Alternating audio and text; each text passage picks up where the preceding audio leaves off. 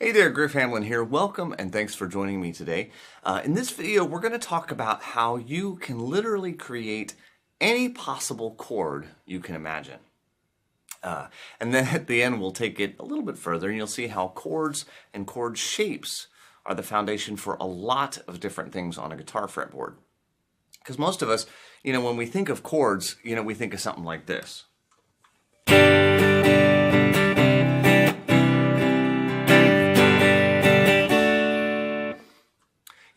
Or maybe we think of comping over a blues or a jazz tune, something like this.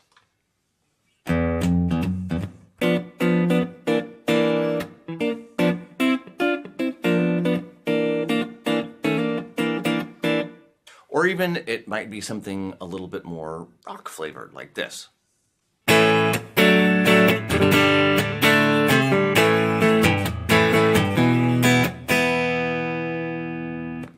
Okay, and while those are certainly chords, the way that you know those chords and what you do with them is actually really limited compared to what we're going to get into today.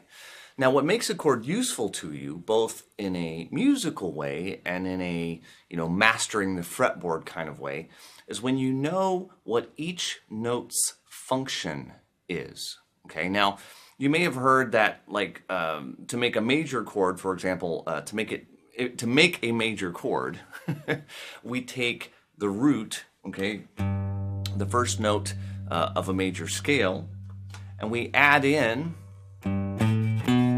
the third note of a major scale, and finally, the fifth note of a major scale.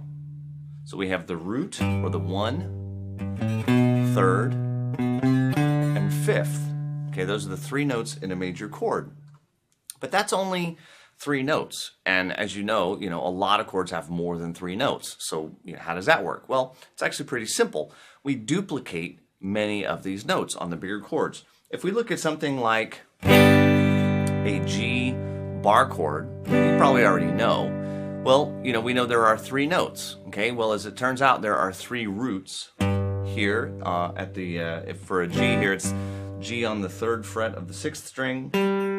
G on the 5th fret of the 4th string, G on the 3rd fret of the 1st string. Okay, then there are 2 fifths, right? 1, 2, 3, 4, 5, that's a D. So we've got one at the 5th fret of the 5th string, and there's one again on the 2nd string, 3rd fret. And finally, there's 1/3, okay? Right here. So here, this is truly one of the most important things you can ever learn, all right? And it goes like this. Root, 5th, root, 3rd, 5th, root. Okay? Again, root, 5th, root, 3rd, 5th, root. Root, 5th, root, 3rd, 5th, root. Root, 5th, root, 3rd, 5th, root. Yes, I'm repeating this on purpose.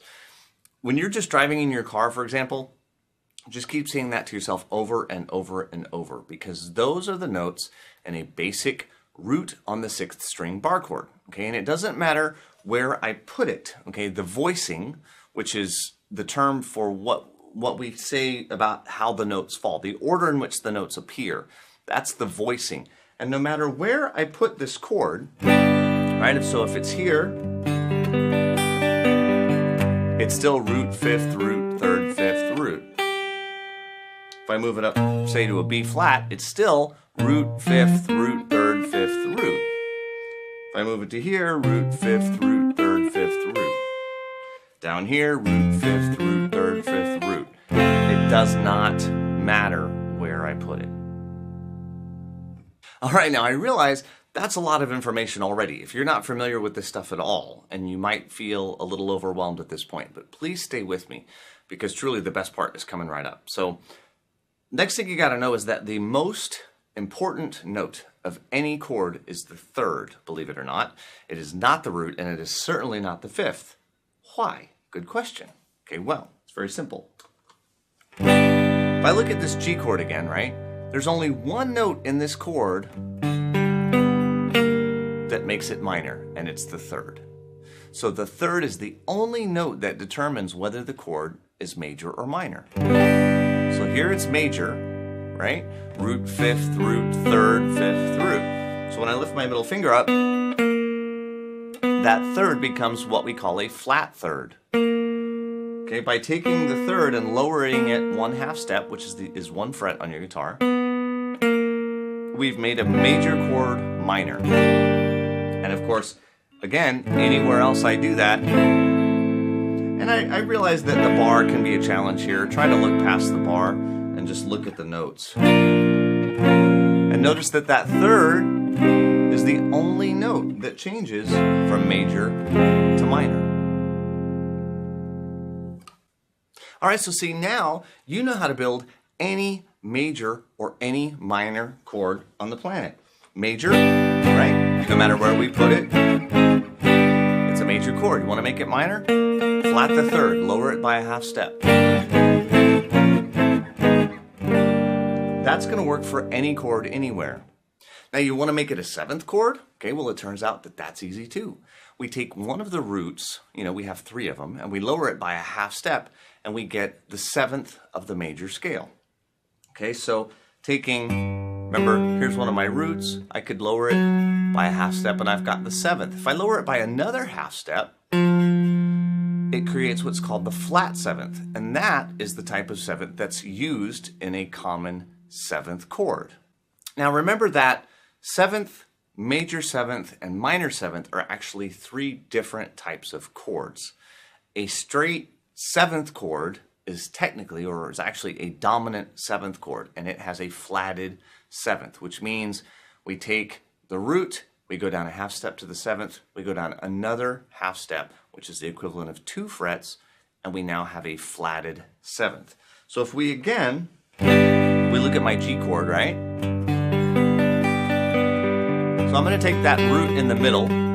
I've got 3 of them, right? Doesn't matter which one I choose, but this one's easy to finger. Go down a whole step. Okay, well, as it turns out, my bar's hanging out there anyway. There's my flatted 7th.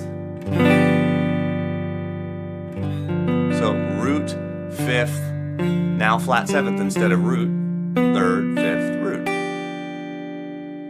But of course, if you know me, you know that I like to leave out the bottom couple of strings. So when I play chords, generally I don't play the bottom 2 strings. So I play it more like this, and I encourage you to do the same, right? So now I have just the flat 7th, 3rd, 5th, and root. So I still have all the notes, okay?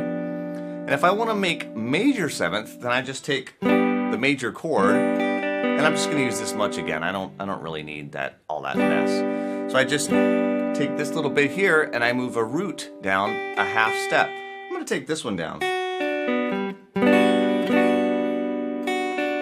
That makes a nice G major 7th sound, right? And if I wanted a minor 7th, right, I can go back to my G major. I got to do 2 things. One is lower the 3rd. So I have root, 3rd, 5th, root, right? Root, 3rd, 5th, root. In fact, I'll even do the whole thing again. Root, 5th, root, 3rd, 5th, root. So my 3rd comes down, and my root is going to go down to the flatted 7th. So now I have a minor 7th chord. So I did just what I did earlier to make it the flat 3rd and the flat 7th. So there's major, there's minor 7th. See, so now you can quickly build any major, minor, dominant 7th, major 7th, or minor 7th chord you could ever want. All of them. They go everywhere. And yes, I realize there's a little bit of music theory going on here.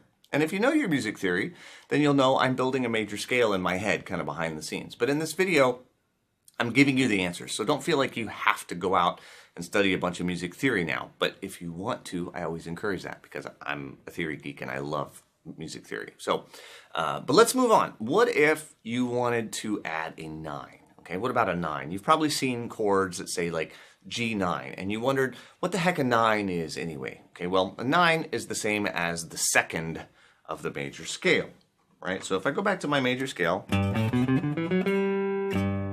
there's the root, there's the 2. But the 9 is up an octave, okay?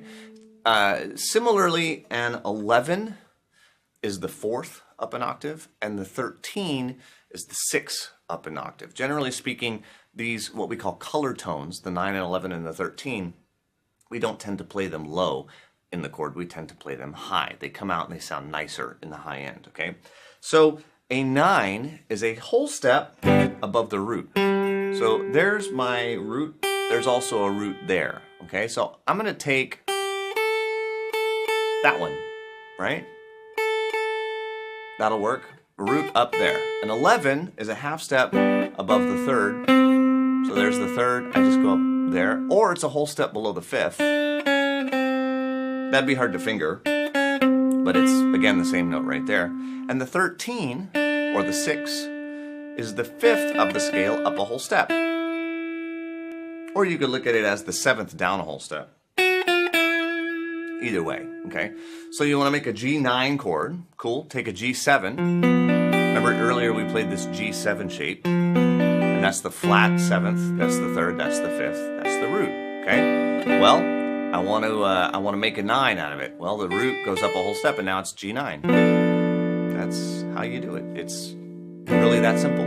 You want a G13? Okay, let's take, to make the 13, remember we take the 5th, and we raise it up a whole step to the 6th. And there's a 13. We can have a 13 and a 9. Okay, you want something really crazy? How about G7 flat, G7 sharp 5, flat 9.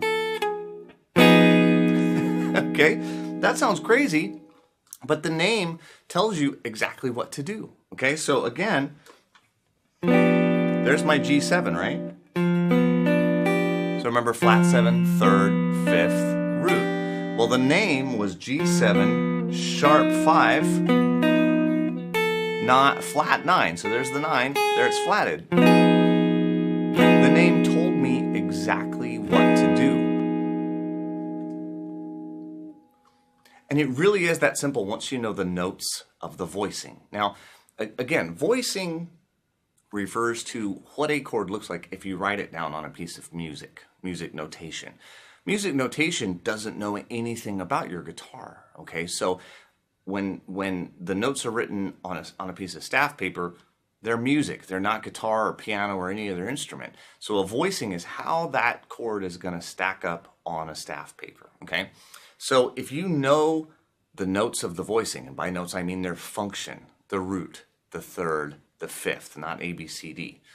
I almost never think in terms of note names. I almost never think about that, but I always think in terms of note function. And when students ask me how I know so many chords, I have a hard time explaining that I don't know a bunch of chords. I truly just make them up as I need them. But now you can probably see how that's possible, okay? So now we've done all this with one common chord shape, but in reality, your guitar fretboard is divided into 5 regions. Okay, you may have heard of the 5 boxes. There's 5 scale patterns for a major scale. Well, there are 5 possible major chord shapes on a guitar. That's all. There are not and will never be any more or less in standard tuning anyway, okay? But I'll let you in on a little secret. Now that you know what a voicing is, there are really only 2 voicings, okay? So in the next video, I'll walk you through all of the 5 possible chord shapes and show you how they can help you completely master the guitar fretboard like nothing else you've ever seen.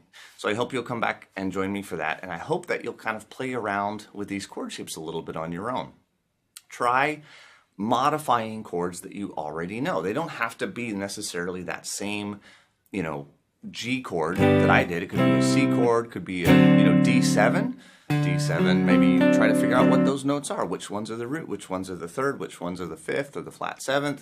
Maybe just try and play around with that and get the juices flowing a little bit. And then come back and join me for the next video where we'll sort of map that all out for you. All right? So thanks for joining me today. I'm Griff Hamlin, and I'll talk to you soon.